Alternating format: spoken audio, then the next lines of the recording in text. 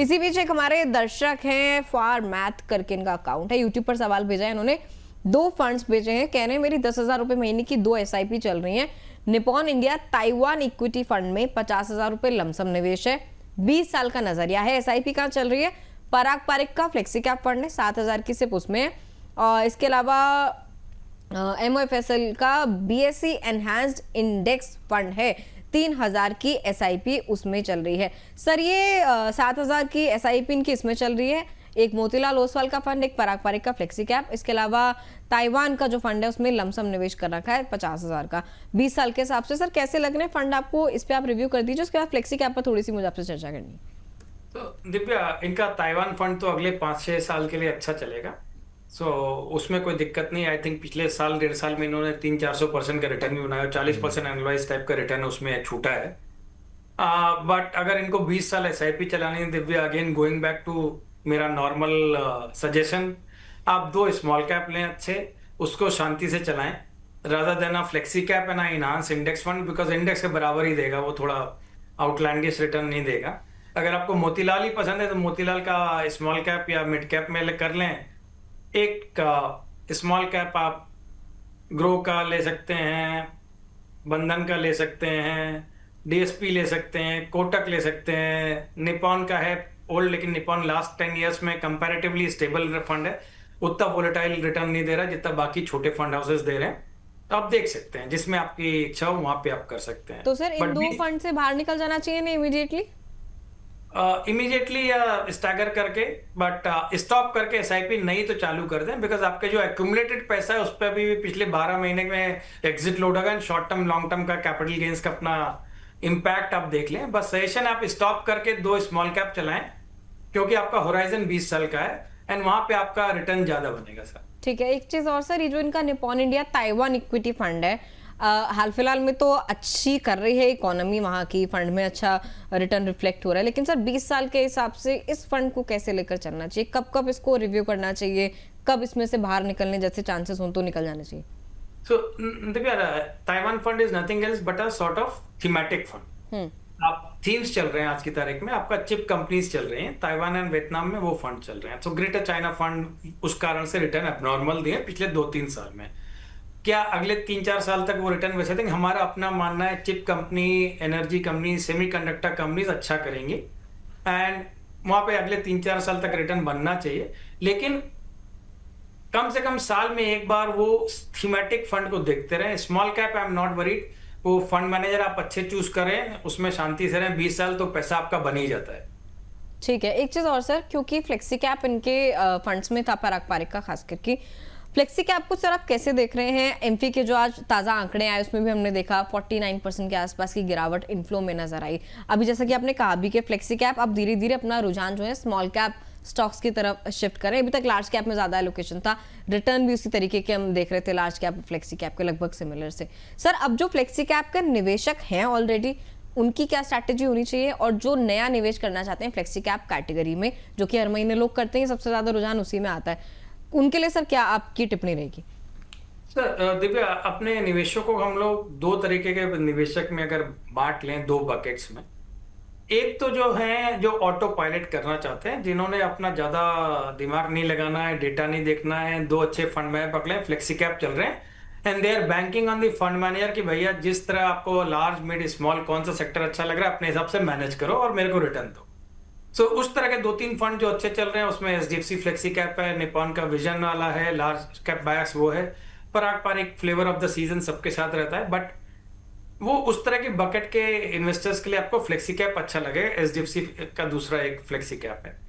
अब दूसरे एक इन्वेस्टर हैं जिन्होंने बिकॉज पिछले साल 1.5 साल 2 साल में फ्लेक्सी कैप के रिटर्न अच्छे थे, इस कारण एक्सपोजर लिया, बट उनका नजरिया अगले 10-15-20 साल का है एंड वो मार्केट डायरेक्टली इनडायरेक्टली कुछ ट्रैक करते हैं। मेरा सजेशन उन सबको जिनका होराइजन 5-7 साल आगे तक का है, आप अपना पोर्टफोलियो में जो एक्यूमुलेट हो गया उसको स्टॉप कर ले अगर SIP के रूट में है and small and mid cap segment में जाए, जहां पे रिटर्न आपका एबनॉर्मल आएगा, वोलेटिलिटी ज्यादा रहेगी।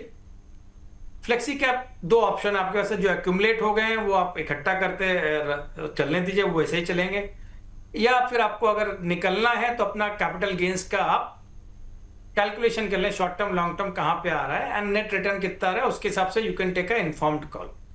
बट फ्लेक्सी कैप से अगर किसी को अपना पोर्टफोलियो रिजेक्ट करना है, small and mid cap are the segments to be in. Sir लेकिन इस ग्राफ को अगर देखें और सारे फंड्स को अगर हम लोग यहाँ पर कंपेयर करें तो सेकंड हाईएस्ट यहाँ पर गिरावट देखने को मिल रही है in terms of inflow in flexi cap funds. 10,000 crore रुपए के आसपास अप्रैल में था, आधे पे आ गया 5,175 करोड़ रुपए। फ्लेक्सी कैप फंड सब बोले भी जाते हैं कि सबसे ज़्यादा भरोसेमंद ये फंड्स होते हैं। इनफैक्ट एंट्री भी किसी को करनी होती है सुझाव दिया जाता है फ्लेक्सी कैप फंड से कर लो, चलो बढ़िया रहेगा। अभी सर क्या लग रहा है कि इतनी बड़ी गिरावट इसमें क्या रीज़न हो सकते हैं फ्लेक्सी कैप फंड्स में? सो अभिषेक, मैं पता नहीं कौन बोलता है कि सबसे सेफ फंड फ्लेक्सी कैप है, बट मेरा अपना मानना है या तो हम फंड मैनेजर के ऊपर पूरा आंख बंद करके विश्वास करें तो उसकी मर्जी से फंड चलाए तो आप फ्लेक्सी कैप में रहिए। अदरवाइज अगर आप लार्ज मिड स्मॉल कर रहे हैं तो पिछले 24 महीने में आप देखेंगे तो आपका लार्ज कैप का एलोकेशन बढ़ गया हो, लार्ज कैप में रिटर्न स्मॉल कैप से कम ही दिया है। आप फ्लेक्सी कैप में फंड में क्योंकि वैल्यू दिखने लगी स्मॉल और मिड कैप में, their portfolio is turning toward small and mid cap, तो होगा क्या, अपने पास स्मॉल कैप के स्टॉक्स हो 500 से लेके 1000 तक के जो हैं उन्हीं में इन्फ्लो आना है। अगर उनमें इन्फ्लो आना है तो दिव्या एक इन्वेस्टर थी जो स्मॉल कैप में पिछले साल भर से पैसा चला रही थी, और अभिषेक अभी फ्लेक्सी कैप बंद करके उनका पोर्टफोलियो इधर शिफ्ट हो रहा है, एज अ फंड में ही शिफ्टिंग दैट पोर्टफोलियो। तो कौन सा स्टॉक खरीदे, वो 500 में ही खरीदा तो फायदा किसका ज्यादा होगा, दिव्या का ज्यादा होगा, क्योंकि Divya was patience when the market was very volatile, नीचे था एक तरफ जब आशाएं नहीं थी, निराशा ज्यादा थी, रात अंधियारी टाइप का एपिसोड था, तो दिव्या ने कहा नहीं, मेरे को small cap mid cap segment में इंडिया की ग्रोथ स्टोरी में विश्वास है, यहीं पैसा बनेगा, वहीं पे पैसा बनेगा। ठीक है। तो अभिषेक जी बहुत क्लियर है कि मैं एक स्मार्ट इन्वेस्टर हूँ, आप नहीं है बिल्कुल भी। सर ने 2 एग्जांपल दिए, दोनों में यहाँ पर वो आवाज उठाई थी कि उनके मन में सवाल नहीं, मैं तो अभिषेक की पदोन्नति कर दी फंड मैनेजमेंट।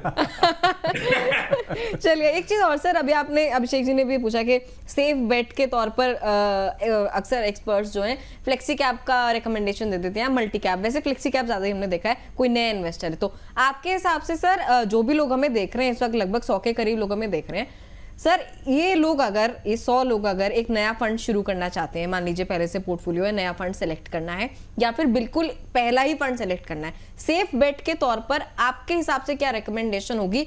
ऐसा फंड जिससे देखकर, जिसके रिटर्न देखकर या रिस्क की वजह से लोग बहुत ज्यादा घबराएं भी नहीं, जो हमारे निवेशक हैं, और रिटर्न भी जो है ठीक ठाक उन्हें मिलता रहे। तो 2 चीजें दिव्या, एंड सब आदमी को अपने अपना अलग अलग डिफाइन करना है। ठीक ठाक रिटर्न मतलब क्या, मेरे लिए 5% हो सकता है, आपके लिए 15 हो सकता है, अभिषेक के लिए 25 हो सकता है। दूसरा क्या है, होराइजन कितना है, मेरा हो सकता है 10 साल हो, आपका 15 साल हो, अभिषेक का 25 साल हो। 5 साल के हिसाब से लेते हैं, 7 साल ले लेते हैं, 7 साल। सो अब उसका भी एग्जाम्पल आपको मैं कॉन्ट्रा देता हूँ। सो मेरा समझाने का मतलब ये तात्पर्य कि one size fits all concept नहीं चलता इन्वेस्टमेंट में। सो आज की तारीख में हमारी सामान्य ज्ञान की भाषा में अगर हम सोचें, लार्ज कैप सेफ फंड है, उसके ऊपर बैलेंस है या बैलेंस एडवांटेज है, लार्ज कैप है, मिड कैप है, स्मॉल कैप है, सेक्टोरल थोड़ा ज्यादा रिस्की है। पिछले 4 साल 5 साल में अगर आप पावर इंफ्रा का कोई फंड ले लें, for example Nippon power infra या SBI एनर्जी फंड, आप उनके रिटर्न देख लें, जो फाइनेंशियल सर्विसेज के फंड है उनके रिटर्न देख लें, especially the portfolios biased towards NBFC and capital market insurance companies. अब कॉमोडिटी के देख लें, मेटल्स बायस्ड फंड्स, सब लॉजिकली हाई रिस्क फंड है, इनके रिटर्न भी उतने ही अब नॉर्मल है। तो अगर हमको इंडिया की ग्रोथ स्टोरी, हम डिबेट कर सकते हैं। सो आई वाज रीडिंग कोई डेटा आज सवेरे, I think business standard economic times में, वेयर कि during Modi's commitment BJP promise 5 trillion economy bye 2026, लेकिन हो नहीं पाया। अब क्यों नहीं हो पाया? इकोनॉमी इन INR टर्म तो आज भी डबल हो गई, लेकिन डॉलर पर्सपेक्टिव से it's come down, so it's still around 4 trillion, 4.2 trillion का एस्टिमेट से मार्च एंड के नंबर होंगे। अगर हमको इंडिया की ग्रोथ स्टोरी में विश्वास है तो हमको अपने आप बैठ के सोचना पड़ेगा क्या चीज, क्या तबका मार्केट का चलेगा, और वो तबका क्या हो सकता है, बिकॉज इनकम सबकी on a long term average बढ़ रही है, तो आपका over a period time white good consumption बढ़ेगा। आपके डीमैट अकाउंट ज्यादा खुल रहे हैं, म्यूचुअल फंड के नंबर ऑफ फोलियोज बढ़ रहे हैं, तो कैपिटल मार्केट में ज्यादा इन्वेस्टमेंट आएगा। इंश्योरेंस कंपनीज में आप देखें टर्म प्लान की नंबर ऑफ पॉलिसीज बढ़ रही हैं, तो वहां पे एक अवेयरनेस आ रही है। हेल्थ इंश्योरेंस बढ़ेगा। हम पावर कंज्यूम कर रहे हैं, डेटा सेंटर्स की स्टोरी है। अगर इन सबको करना है तो बैंक्स की लेंडिंग पावर ज्यादा होनी चाहिए, डेटा सेंटर बनेंगे, केबल्स चलेंगे। अब ये कुछ सेगमेंट्स हैं जो लॉन्ग टर्म ट्रेंड है, अपने ट्रांसपोर्टेशन इंप्रूव हो रहा है तो गाड़ियां तो बिकेंगी। क्वेश्चन है डीजल बिकेंगी, पेट्रोल बिकेगी, ईवी बिकेगी, हमारी यात्राएं कम नहीं होंगी, ट्रेन सुधर रही हैं, एयरपोर्ट सुधर रहे हैं, पोर्ट सुधर रहे हैं। ये 5-7 तबके हैं जहां पे आपको एबनॉर्मल ग्रोथ अगले 5-7 साल में देखनी चाहिए। ऑन अ फर्म बिलीव कि इंडिया आज से लेके 2031 में या 2035 में इससे कम से कम 25-30% ऊपर होगा। वी कैन डिबेट कि वो 2042-47 तक हम डेवलप मार्केट होंगे कि नहीं होंगे, which we can still debate, but directionally we are moving towards that upside of the trajectory of GDP growth. अगर ये होगा तो आप ये सेगमेंट खेलें। अब ये सेगमेंट खेलने के लिए आपके पास या तो सेक्टोरल फंड है, या तो ज्यादातर स्मॉल कैप और मिड कैप में ये बायस ज्यादा होता है, बिकॉज ये कंपनियां छोटी हैं। कैपिटल मार्केट की कोई भी कंपनी ऐसी नहीं जो लार्ज कैप में आके क्वालिफाई होती है। ई कॉमर्स की कोई कंपनी ऐसी नहीं है जो आके लार्ज कैप में क्वालिफाई होती है। तो आपको खेलना मिड कैप, स्मॉल कैप में, सेक्टोरल फंड्स में पड़ेगा, एंड वहीं आपके पैसे बनेंगे। सो वैसे अगर स्मॉल कैप और मिड कैप की बात करें, आपके जो पॉइंटर्स हैं, जो आपका उसमें नज़रिया है, जो पॉजिटिव नज़रिया है, यहाँ पर उसके ग्राफ भी जो यहाँ पर हम लोगों ने देखे इनफ्लो, उसको सपोर्ट भी कर रहे हैं। सभी कैटेगरीज में अगर हम लोग देखेंगे, सबसे कम एक तरह से अगर देखें परसेंटेज वाइज, बहुत कम गिरावट इसमें देखने को मिली है। स्मॉल कैप और मिड कैप में अच्छे इन्फ्लोज यहाँ पर आए हैं, 4000 के आसपास। अगर फ्लेक्सी कैप की बात अगर देखेंगे, स्मॉल कैप और मिड कैप में ही सर यहाँ पर अच्छे इन्फ्लोज देखने को मिले हैं मई से अप्रैल से अगर हम लोग कंपेयर करें तो। सर क्या लग रहा है कि वहाँ पर पैसा सबसे ज़्यादा क्यों जा रहा है? बल्कि क्योंकि ये एक तरह से रिस्की थोड़े से फंड्स भी बोले जाते हैं, बिसाइड की लार्ज कैप और फ्लेक्सी कैप को अगर हम लोग बात करें, रिटर्न्स भी इनके अच्छे रहे हैं, नो डाउट। बेंचमार्क को भी इन्होंने काफ़ी अच्छे रिटर्न्स यहाँ पर दिए हैं, 2.5% के नेगेटिव बेंचमार्क रहा है, तो 15 से 20% तक के रिटर्न्स भी यहाँ पर स्मॉल कैप ने दिए हैं। क्या लग रहा है सर इस पूरे सिनेरियो को अगर देखें तो? अभिषेक, ये खाली मेरा ही विश्वास दोहराता है कि हमारा सेगमेंट कहाँ से पैसा बना रहा है। जी, रिटेल निवेशक आज की तारीख में स्मार्ट हो गया है। वो वाले दिन गए अर्ली 2000 वाले जब हम डरते थे, बिकॉज आज की तारीख में निवेशक आ रहा है, वो 5 साल, 10 साल, 8 साल से ऊपर का होराइजन लेके आ रहा है। अगर वो आएगा तो उसको मालूम है स्मॉल कैप मिड कैप में ही पैसा बनेगा। इंडिया की ग्रोथ स्टोरी में नई कंपनी अगर लिस्ट होंगी, वो स्मॉल कैप और मिड कैप सेगमेंट में ही आएंगी। अगर वैसा होगा तो पैसा उसी तबके में जाएगा, एंड आज नहीं तो कल फॉरेन डॉलर्स का इन्फ्लो तो रिवर्स होना ही होना है। आर ओन एस्टिमेट्स, एंड मैं आपके मित्र चैनल पे था उस दिन एमपीसी के वाले दिन, तो मैंने उसी दिन बोला था what action government and RBI have taken together have done two things, and कोई उसके लिए रॉकेट साइंस नहीं। 2009-2013 में ऐसा एक बार हुआ था जहां पे डेट के कैपिटल गेन्स खत्म कर दिए गए थे फॉरेन इंस्टीट्यूशनल इन्वेस्टर के लिए, और FCNR डिपॉजिट के लिए लीवरेज पोजीशन अलाउ की गई थी। उस टाइम पे करीब 20 से 25 बिलियन डॉलर का इन्फ्लो आया 2013 में, and that window got close with in 6 months।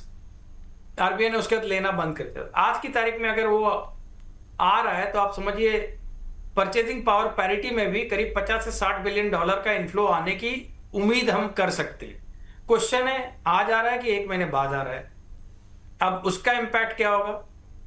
आज की तारीख में किसी भी ग्लोबल बॉन्ड इंडेक्स में इंडिया का बॉन्ड का कोई भी रिप्रेजेंटेशन नहीं है। अगर ये फ्री फ्लोट बढ़ेंगे, कैपिटल गेन्स नहीं होगा, हमारा अपना एस्टिमेट है कि MSCI बॉन्ड इंडेक्स या ब्लूमबर्ग बॉन्ड इंडेक्स में इंडिया की बॉन्ड की वेटेज बढ़ेगी, एलोकेशन बढ़ेगा, तो अगेन बॉन्ड इन्फ्लोज जो आएंगे G-SEX वगैरह में, उसके कारण आपका dollar should depreciate compare to rupee. So ये अभी 90-95-100 की बात जो हम कर रहे हैं, probably will settle down around 88-90 in next 6 months, assuming is Gulf war is stabilise and oil पे ज्यादा इंपैक्ट नहीं आ रहा है। That is one basic underline assumption. उसके कारण आपके एस्टिमेट ऊपर नीचे हो सकते हैं, बट डॉलर तो आएंगे अगर आप बॉन्ड इंडेक्स के मेंबर बन गए। अगर वो होगा तो इन्फ्लो आएगा, आपका बोरोइंग कॉस्ट कम हो रही है ग्लोबली, तो पैसा आएगा तो इक्विटी में जाएगा। इक्विटी में कहाँ जाएगा? आज की तरह मार्केट डेप्थ बढ़ गई है, फिर again mid cap small cap में ही जाएगा।